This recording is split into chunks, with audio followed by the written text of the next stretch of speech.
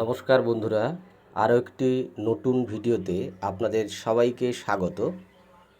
ছাদে ফল এবং সবজি চাষের জন্য মাটি কিভাবে প্রস্তুত করতে হবে সে বিষয়ে আজকের আমার এই ভিডিও। আমি স্ক্রিনে আপনাদেরকে দেখিয়ে দিয়েছি যে মাটি কিভাবে তৈরি করতে হবে ফল এবং সবজি চাষের জন্য।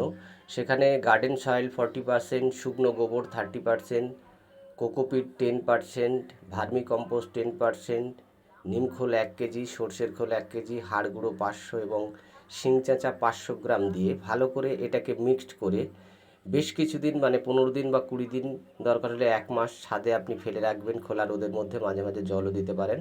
তারপর সেই মাটিটা যেখানে আপনি সবজি চাষ করবেন সেই জায়গায় ভালো করে মিক্সড করে সেটাকে কয়েকদিন রেখে দেওয়ার পর তারপরে বীজগুলোকে অঙ্কুরিত করে সেগুলোকে রোপণ করলে, আস্তে আস্তে পরিচর্যা করলে আপনার খুব সুন্দর সবজি পাওয়া যাবে। এখানে আমি দেখেছি, আমি ভেন্ডি চাষ করেছি, দেখুন কি সুন্দর গ্রোথ এবং কি সুন্দর হয়েছে ভেন্ডিগুলো। এটা মাত্র 18 দিনের গাছ এই গাছটা।